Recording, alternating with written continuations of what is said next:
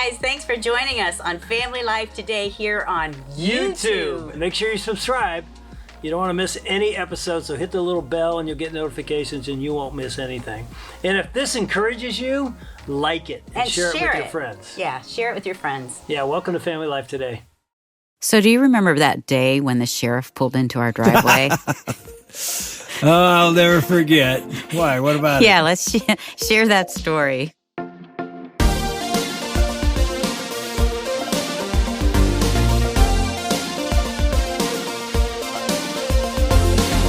Welcome to Family Life Today, where we want to help you pursue the relationships that matter most. I'm Ann Wilson. And I'm Dave Wilson, and you can find us at FamilyLifeToday.com or on our Family Life app. This is Family Life Today.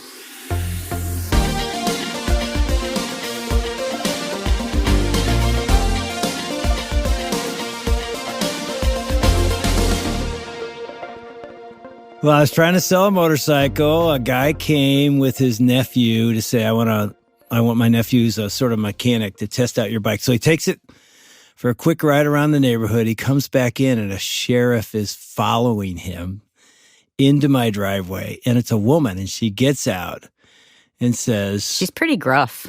Oh, she looks at me, and this guy wants to buy it and his nephew. We're all just standing there and I'm looking around the neighborhood there's a sheriff's car in my driveway.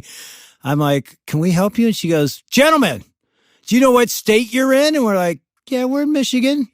It's a helmet state. It isn't anymore, but it was at the time. And he wasn't wearing a helmet. And I'm like, oh, he's just test driving my bike. He only rode it around the block. Yeah. And then she looks in my garage and I have a street sign that's not supposed to be there from one of my sons that took it. It says Wilson Street. It said, yeah. And she goes, and you see that street sign? I could put you in jail for that street sign. And we're literally standing and I'm like, oh no, I'm going to get arrested in front of my neighbors. And then the she pastor goes, but I'm not going to do it. We're like, you're not? Why not? She goes, because I'm your neighbor and I go to your church. And she starts laughing. And I'm like, what? And she goes, I live right around the block. I've been wanting to do this for years. And I just thought, man, it's good to have neighbors like that because I could be in big trouble, right? And it's, every neighborhood has a lot of neighbors. And we're going to talk about neighbors today. Right. Is that why you brought it up? That's why I brought it up. That's a good transition. I mean, I had no idea that. I mean, I saw a sheriff car drive around a neighborhood. I had no idea she went to our church. She's really great, too. And, man, she had you good. She was funny. She talked and laughed about that for years. Oh, yeah, it was funny. Anyway, we got Don Everts in the studio, Family Life Today. Don, welcome back. Great to be with you guys. And you've written a book about neighborhoods. Yes. It's called The Hopeful Neighborhood, What Happens When Christians Pursue the Common Good. I can't wait to talk about this. But tell our listeners a little bit about yourself, because you're not Mr. Neighborhood Man. You're actually a pastor, a dad, a husband. Tell us what you do. I did campus ministry for 14 years, working with college students. And then ever since then, I've been pastoring in the local church, working with everyday people, who drive minivans and have mortgages and are trying to figure out how to be faithful believers. So that's kind of what I do. And then on the side, I get nerdy with research. On the side, you've got 20 books on the side. It doesn't sound like it's an on the side. That's right, Dave. You always tease me about that, but they're small books. So I know. a lot of them are really tiny. But they're based on research. A lot of them are, yeah. And I think by writing, like journaling and writing helps me think and writing things out. So the books are a product of me just trying to figure stuff out. You've been married how many years? Over 25 now. And you have 3 kids? 3 kids, 2 in college, 1 in high school, and my mom lives with us as well. So we have a multi-generational household. And we just moved 8 months ago to the 31st neighborhood I've lived in. I was going to say, you're probably in a neighborhood. Wow. 31? I know. In 25 years? Well, no, not I mean, just 25 years me, of marriage. myself. Oh, okay. Yeah, so we moved all the time growing up. And then I'm slowing down, like I'm living in places longer. But we just 8 months ago moved again. I'm pastoring a new church in Springfield, Missouri. And it's the 31st neighborhood I've lived in. So why a book on the hopeful neighborhood? What were you trying to get at? It was kind of 2 things. Part of it was processing some dissatisfaction I was having in my own life. There's a longer backstory, but the long and short of it was I began to realize that I was living above place. And living above place is a phrase that's used to refer to people who are living everyday life with little to no meaningful interaction with the people in the place right around actually where they live. So I drove to my job, I drove to my church, I drove to my kids' activities, but I actually was having very little meaningful interaction with the people in place, literally, like with my literal neighbors. I mean, that sounds like everybody. It does. I mean, we put up fences, Yeah. the Yeah. garage doors up and down, we go in. Yeah. Isn't that pretty common? I think it depends on the type of neighborhood. I think in suburban context where we commute more, it's maybe a little more common, but I thought it was interesting, though, at the beginning of your book, how you shared you were going around, you were in a new neighborhood, you're going around meeting all of your neighbors, and then you got to one next door neighbor, shook his hand. yeah, boy, when we first moved into our 30th neighborhood, we were not living above place. We were getting to know, my wife and I are campus missionaries. That's all we know how to do is like get to know people and build trust. And my next door neighbor, I went over and shook his hand. He was, I think he was watering his lawn or something like that, something with his lawn. After about 10 minutes of talking, he said, "Do you want to know something?" And I said, "What's that?" He said, "You're the first person in this neighborhood who's ever come over to introduce themselves and shake my hand." I said, "Oh, okay. When did you move in?" Thinking he's probably just brand new. Totally. Yeah. Yeah. Over 20 years. What? Over 20 years he had lived there. I said, that's what I said. Yeah. What are you talking about? He said, "I'm not kidding you." And so that was, at the time it was like, man, people are lame. Like, why aren't people You're judging your neighbors. Totally. Why aren't people? And we had people over at our house all the time. And How old were your kids then?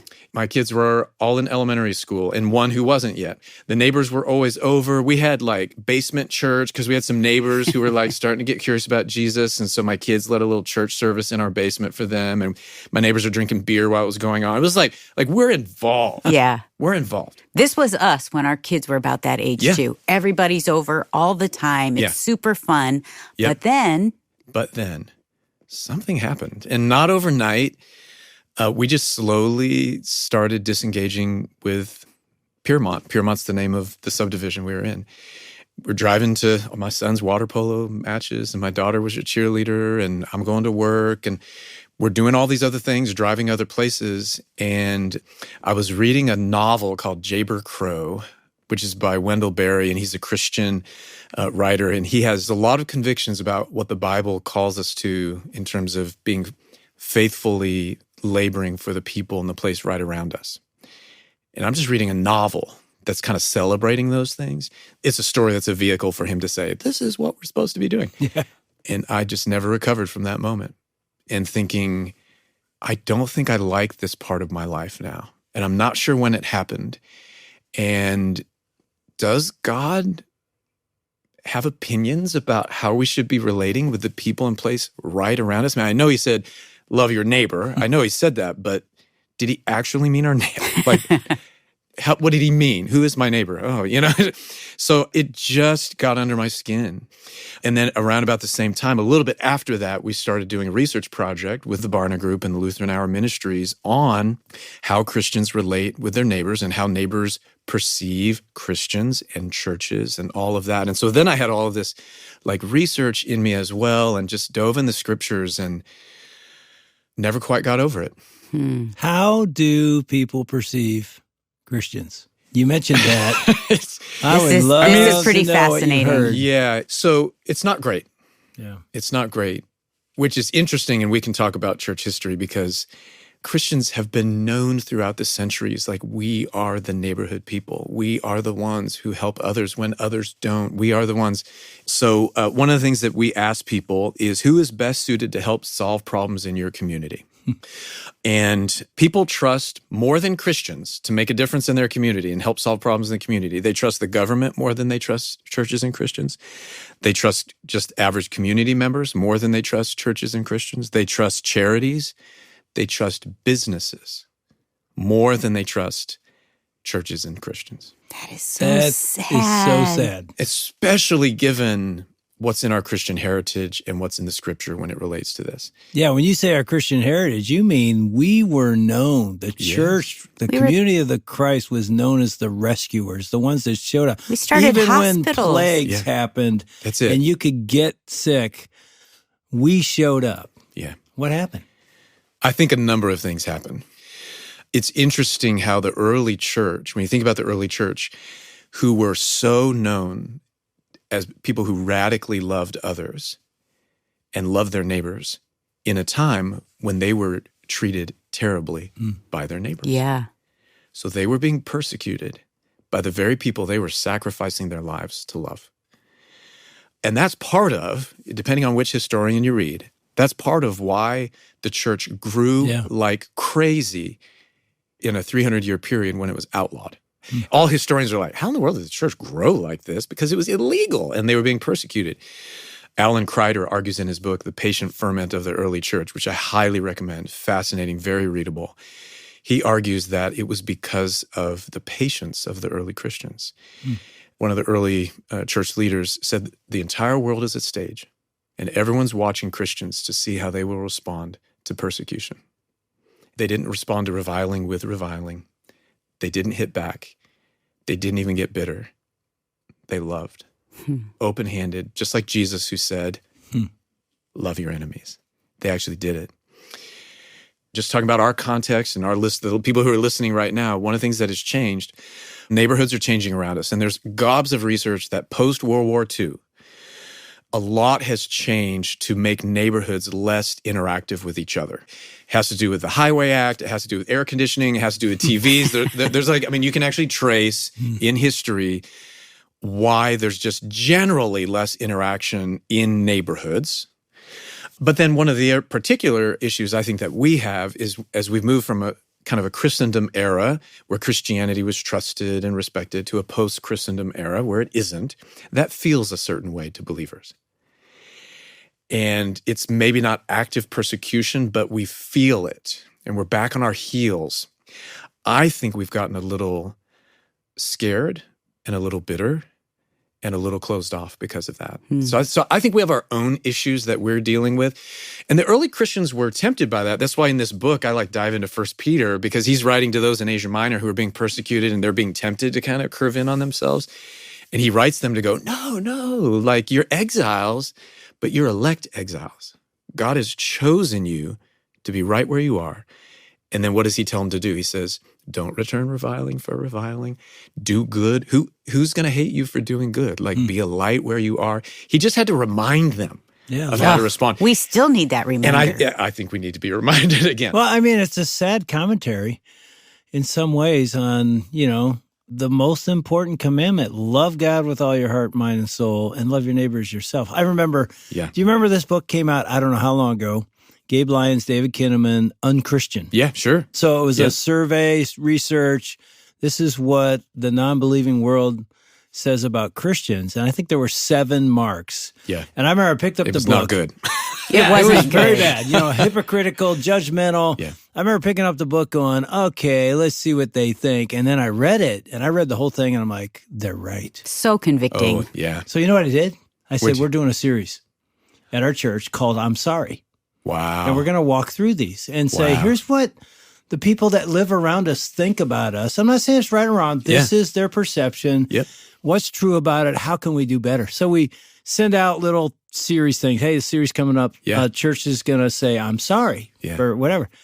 I get a call, or our church gets a call, say, hey, will you come on WJR and talk about this? WJR is one of the biggest radio stations in Detroit. Wow. Secular. And they couldn't believe a church is saying, I'm sorry. So they think, hey, this would be an interesting conversation. I go on, Frank Beckman, interviews, why are you guys saying I'm sorry? So I tell him, this book came out and I read it. I'm like, I agree. Yeah. And we need to apologize for this to our neighbors.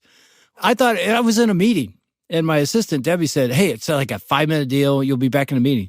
Yeah, so and she calls me and says, hey, Dave's going to be on. Make sure you listen. So I get done with this little interview, and Frank says, hey, by the way, would you be willing to stay on and take some questions? I'm like, okay. Right. And he goes, okay, station break. And I go, hey, it's going to be a few more minutes. Won't be very long. Yeah. Comes back on, and I have no idea what's happening. He goes, hey, the place is lit up. All these people want to ask you a question. Okay, let's go live. You're with Dave. Ask him a question. You know what it was? It's really interesting.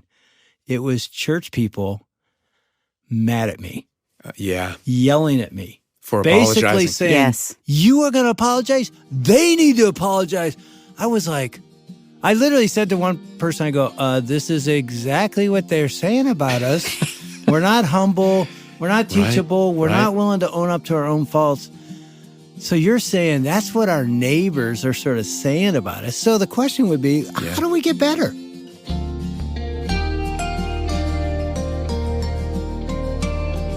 That's David Ann Wilson with Don Everts at Family Life Today.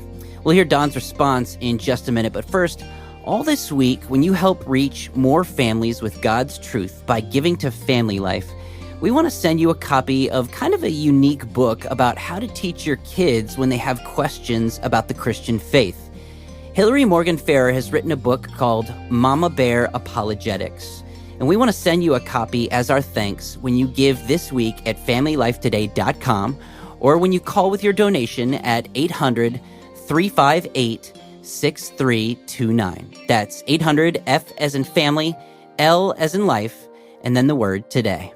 All right, now back to Dave and Ann's conversation with Don Everts about how we get better at being a good neighbor and recognizing our faults.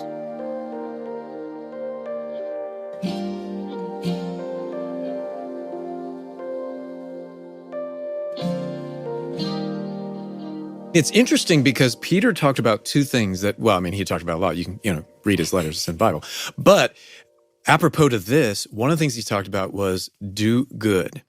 And then he quotes from Psalm 34, which talks about be a creator of shalom. So one of the things he talks about in doing good is like pursue the common good of the people and place right around you. Like let's set evangelism to the side for just a second. And he does get back to it. But just set it aside for a second. What he says to them is pursue the common good of the people around you. Be a blessing. And he even says that's not illegal. That's how he puts it. It's not illegal to be a blessing to other people. And so one of the things that we can do is apologize. What a great thing to show that posture, and to share that. And the other thing is to say, well, let's be a blessing. That's what we're called to do. We're called to love our neighbors. Jesus says, let them see your good works so they'll give glory to your Father in heaven. Do good works. Clean up garbage. Bake cookies and bring them to people. Welcome the person who just moved into the neighborhood. Go over to the guy you've lived with for 20 years and you've never shaken his hand and go and shake the guy's hand, right? Things that we can do just to pursue the common good. So there's lots that we could talk about there. And Peter, that was his encouragement. And the early church did that. They had pandemics. They stayed and when everyone else was running, they stayed and they cared for people who were sick. They were the ones who were taking these babies that were abandoned on the edge of town and they were adopting them, the babies of the very people who were persecuting them. They just were pursuing the common good. We could just stop there, full stop. That's something we could do. And boy, would it change, Kinnaman and Lyons would have to write a different book. Oh, yeah, definitely. If we really did that, yeah. right? Yes. If we really did that. I know, we live in Michigan and we have snow. And we got 1 year I had back surgery and I wasn't going to be able to shovel. So I bought the biggest stinking snowblower you've ever seen because I knew Ann was going to do it. I wanted to make it easier for her. Well, we still have that thing. I'm not kidding. Every time I snowblow our driveway, I'll be bringing it back to the garage. Hey, Dave, is that what you get? No, Ann. that's me saying that. Hey, Ann's Dave. in the garage going, go do Dean and Nancy's. That's Go it. do That's Nick it. and Pam's. I'm like, every time I look at her, I know. Okay. Michael, and every time I but do, Dean hurt and his back and he it needs... takes Yeah. It takes 15 minutes. They end up walking out. Yeah. We have a conversation. Thank you so much for doing this. It's just being a blessing for the In community. little ways. Dave, the reason I do that is because we had a neighbor who was in her 80s, Mrs. Hover, and every single you were growing time, up. every single time it was my mom. My dad was usually at work. My mom would go out and shovel, and I would help her. And then Mrs. Hover made a plate of cookies every single time, and those cookies were so amazing. My mom didn't care about the cookies. She cared about Mrs. Hover. But it was just a great example for me. Yeah. And those are easy things we can do. In our research, it came out that, so a quarter of people in the United States live alone, live by themselves. A number of people say that no one comes over to their house ever. Wow. Ever. So in the medical field, they talk about there's a chronic loneliness is sweeping the country. And the interesting thing is in the medical literature, the people who have chronic loneliness, because it breaks you down, they prefer to call it depression. But the doctors are like, it's chronic loneliness. Like you have no one in your life, and humans aren't meant to live that way. So even save the snowblower. Don't even have to cook it. You know what I mean? Just to knock on someone's door, just to say hi. in our current context, it does not take much to be heroic. It does not take much to make a difference in a neighborhood. I mean, if people are listening, they're like, I don't know how to help my neighbors. Just say hi and talk with them and take an interest. There are so many people who are alone in their homes. Yeah, when they go out to the mailbox, walk out. That's right. You know, when we had a blackout, it was like, wow, I get to talk to my neighbors. Nobody was in their house. The air conditioner was off. Have you read Bob Goff's Everybody Always?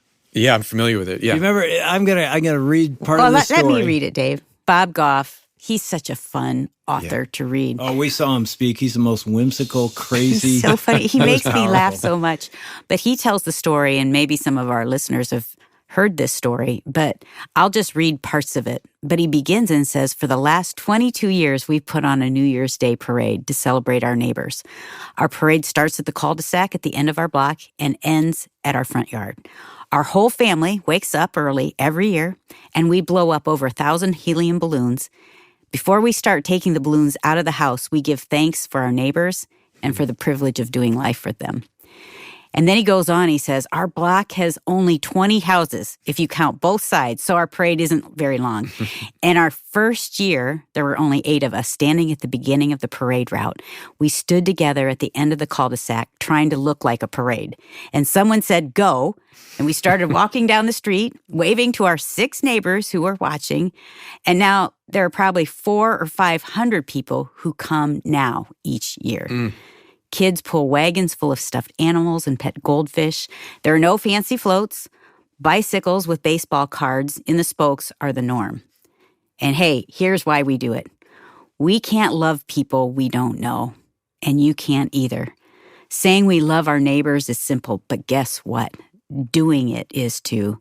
Just throw them a parade. We don't think Jesus' command to love our neighbor is a metaphor for something else. We think it means we're supposed to actually love our neighbors. So engage them and delight in them and throw a party for them. When joy is a habit, love is a reflex. Yeah, I got to read this next part. I just thought it's so powerful. He says, because we've been putting on the parade for decades, we know all the people who live near us. I don't know if they've learned anything from us, but we've learned a ton about loving each other from them. God didn't give us neighbors to be our projects. He surrounded us with them to be our teachers. A week before the parade each year, we knock on a few of our neighbors' front doors and pick a grand marshal and a queen from among them. Being picked as the queen is a big deal in our neighborhood. My neighbor Carol got the nod one year. A decade later, people still bowed to Carol when they saw her at the corner market or the gas station and called her Your Majesty. It was just beautiful. One year, because of the battle raging inside Carol, she didn't think she would be able to walk the parade route from the cul-de-sac to our house where the parade ends. I have an old Harley-Davidson motorcycle with a sidecar. That year, I put Carol in the sidecar and gave her a ride. She was the hit of the parade because all the neighbors knew about the cancer she had been staring down. Carol, elegant as always, waved to everyone, and they waved back. Just before we got to the end of the parade route, Carol turned to me and took a deep, thought-filled breath. It was as if she was going through the highlight reel of her life when she said, you know, Bob, I'm really going to miss this parade. I looked at my neighbor in the sidecar next to me and said, me too, Carol, me too. Even as I did, I asked God if he would let Carol have at least one more parade with us. 1 year later, on New Year's Day, Carol was clinging to life by a few threads and was far too weak to get out of bed. She'd made it to the day of the parade she had once presided over as queen. This was an ambition I think had sustained her during the last months of her courageous battle. Just before the parade started, my sons Richard and Adam went across the street and carried Carol from her bedroom to a chair they placed in front of her living room window facing the street. Carol could hear the music and knew the parade was coming soon, but she couldn't see past the corner of her window. What she didn't know was that we had changed the parade route, and within a few minutes, all 500 people walked right through her front yard. I sat next to Carol, holding her hand, as hundreds of her friends and neighbors walked to her window, pressed their noses against it, and waved to her and bounced balloons. As they did, through her tears, Carol lifted her weak hand slowly to her mouth and blew each one of them kisses goodbye. A few days later, Jesus lifted Carol up to heaven. It would be her second parade of the week. I don't know if the streets of heaven are paved in gold, but I'm kind of hoping they're lined with balloons. And at the end of the parade, I bet we'll find Jesus blowing us kisses, rubbing our noses, and welcoming us to our next neighborhood. I just hope I get a house somewhere near Carol's again. I mean, I knew I was going to cry when I read that. It's just so touching of what you're saying, Don. That's a Christian being a blessing. That's right. To an entire neighborhood. An interesting thing that the research showed us, because some people may be thinking, well, I want to focus on growing my faith, or, I'm focusing on those things rather than, loving others and putting energy there. After hearing that story, this won't surprise you that the research told us that people who are pursuing the common good in their neighborhood say that doing that has made them feel closer to God. Mm-hmm. So it's false that there's like this dichotomy, do I want to invest in my own growth, or do I want to blow snow for people, or, bake cookies or whatever it is. And that's not a dichotomy. I mean, the research tells us that your faith grows as you do this. It's almost like Jesus knew what he was talking about. When he said, if you want to find your life, lose it. Yeah. Yeah, that's a beautiful way to be a Christian and a good neighbor. Yeah.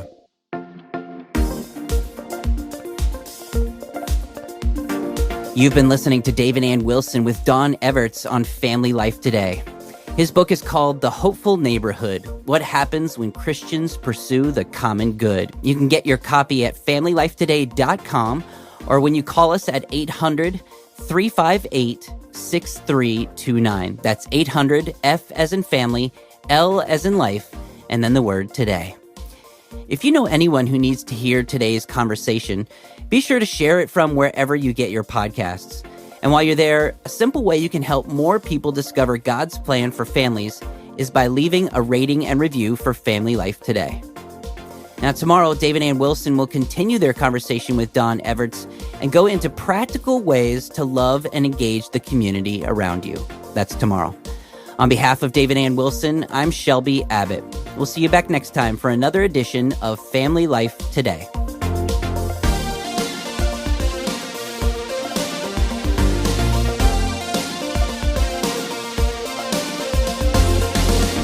Family Life Today is a production of Family Life, a Cru ministry, helping you pursue the relationships that matter most.